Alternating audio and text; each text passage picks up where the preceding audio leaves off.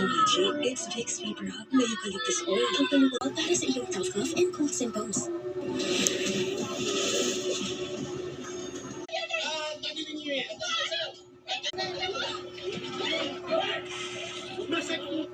Di rin nakaligtas ang mga ihawan sa MMDA, pati na ang kulungan ng manok sa bangketa. May mga motorsiklo at tricycle ring nahatak.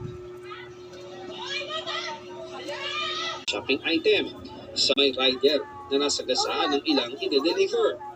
Hindi mo kasi sa loob.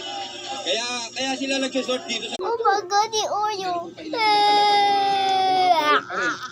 Ng traffic, mga illegal parking, meron po pa ilang mga sidewalk obstruction. So nilinis po natin ito. And aside from that, meron pong parte ng ating mga mabuhay lane which will be utilized as a alternate route. Ilan pang bahagi ng mabuhay lane ang pinasalahan ng MMDA kinahaponan.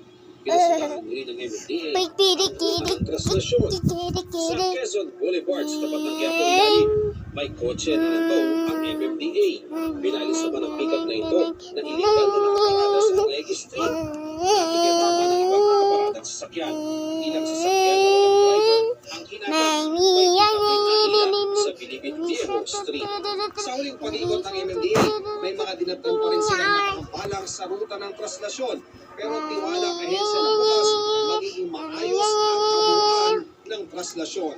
Para sa GMA Integrated News, Ian Cruz nakatutok. 24 oras.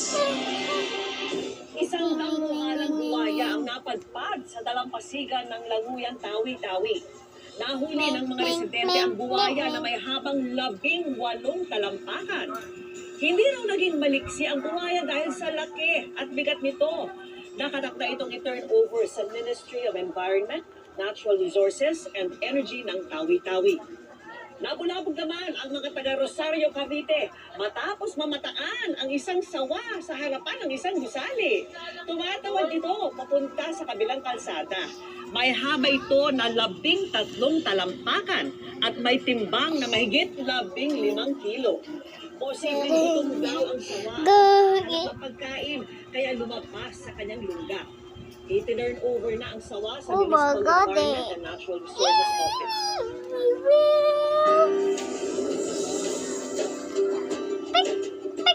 Ika nila, pag may problema, idaan sa tawa. Pero kung paano ko yung ito ang problema, dahil sa buhay at tirang Happy. Happy.